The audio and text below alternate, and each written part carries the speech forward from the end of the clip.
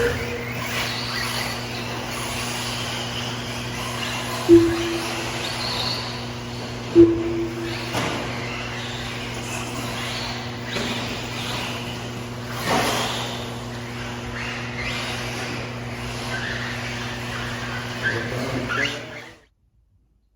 what to do? It's your boy RC Trav checking in with another video, and this is basically part 2, the follow-up to my first club race video. Just wanted to go over actually everything that I experienced on my race day. So when the video left off, you saw the turn marshal had brought my car to the side again. Actually, I had 2 different situations with the car. So as you know, if you've been following the channel, I've had some issues with the hub area right there. And so I ran into some more issues at the track, but I would have to say that it's my fault basically, really. I can't blame the car.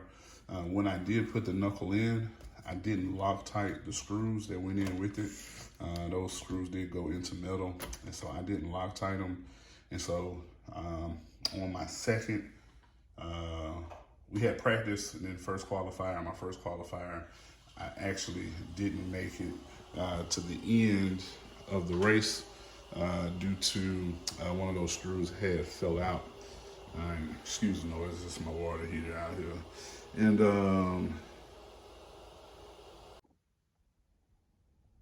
and we're back. So yeah, I didn't lock tight the 2 screws that had went into that connected the knuckle to the hub, and so I guess they had vibrated out at the end of my first qualifier. Actually, I almost made it to the end, but the screw had came out, and you can see the camera was way off, and so we took it to the side. I actually put a screw in and then went back out there, and then the first heat, or actually the second qualifier, the bottom had came out. And so luckily I had some Loctite. I got them both in. We Loctite them at the track, and I was able to finish the actual race, in which I did come 3rd place in. So the car hooks around the track pretty good. Now these were the J Concept rehabs. I'm not sure what compound they are, but I had some good grip in the beginning, but the car did start sliding around toward the end. So I may try a different tire once I go back. The track is kind of a hard clay, but it is pretty slippery. I actually fell on that track. My big toe actually fell turn marshaling, so it is kind of a slippery track. But I'll probably try. I think I have some J Concept reflexes I'm gonna try next time. But as far as the K car, I am going to retire this bad boy from the track. I know I've done a lot of videos practicing with it. Shoot, this is my first ready to run first e-buggy, and it's been pretty good. I definitely think this car is more than capable for the track. I think you would have to modify some parts to make it competitive, and I won't even say competitive, I'll say reliable. Definitely, I would recommend buying the kit knuckles, definitely for starters. I already put some kit shock towers on here, but I definitely go with the knuckles. Let's see here. Other than that, I think I would recommend upgrading the servo. This is the kit servo. I would put another servo in here, something a little bit more high performance. I did feel I didn't get as much steering as I wanted. I probably could have messed with the settings a little bit, but I had a lot of other stuff going on, just trying to keep the car on the track. So as far as tuning, I definitely think you could dial this bad boy up. The shocks are great. I would definitely recommend this car for the track, but it would need some upgrades. But if you follow the channel, you know I got some associateds, and I think it's time to go ahead and bring those bad boys out. And so this will probably be the last track video for the K car. I don't think I'm gonna sell it. I got some ideas of maybe what I want to do with it. I definitely would use it for bashing it around. Definitely want to get it in the hands of my nephews and get them into the hobby, or at least introduce it to them through probably this car. It's definitely fast, it's fun.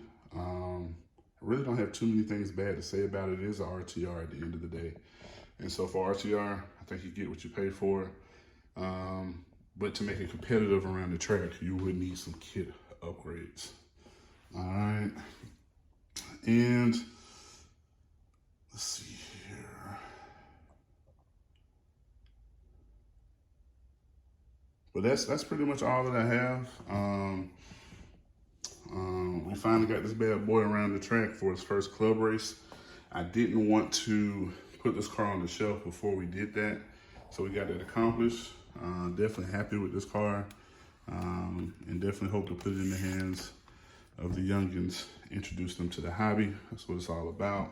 And then we'll probably be running the team associated from here on, as far as competitive racing around the track. So look forward to seeing those. But definitely had a blast racing. I definitely caught in the bug.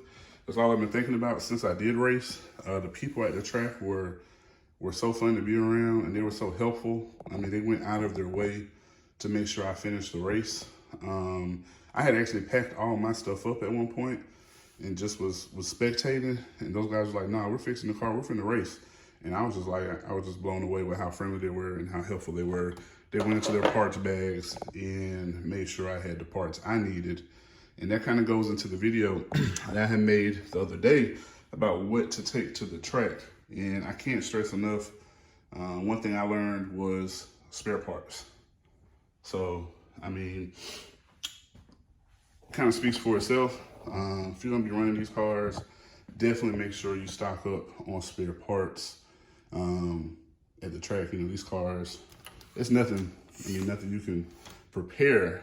Let's see here, start over. But yeah, you definitely need spare parts. I mean, you never know what to expect. You may hit a jump wrong. Another person may hit your car. Yeah, it's no telling what could happen. Something could vibrate out. You can bend something. So one thing I took away was to order spare parts. That's one thing I was kind of lacking on, is just having the availability of spare parts. I'm the kind of guy, if I break it, that's kind of the end of my day, or order it and then come back. But it's kind of pointless when you can order you some spare parts and just be prepared and continue your race day. You know, there's a couple guys who were driving to the track 2 and 3 hours. I guess I'm a little spoiled because I live about 10 minutes from the track. And so imagine driving 2 hours and you know, you lose some screws and you can't finish a race.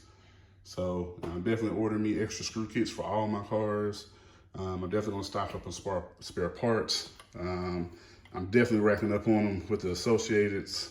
And so you'll definitely catch me at the track with probably a whole other car, just a spare car just in case, because you don't want to show up on race day and can't race because something happened. So that is the biggest takeaway I have from racing. Keep you some spare parts and have fun. Definitely had a blast. So this is your boy RC Trav. Just wanted to follow up with a recap for my race day. And don't forget to hit that like and subscribe button. Drop a comment. Let me know what you think. And I'll holler at y'all soon.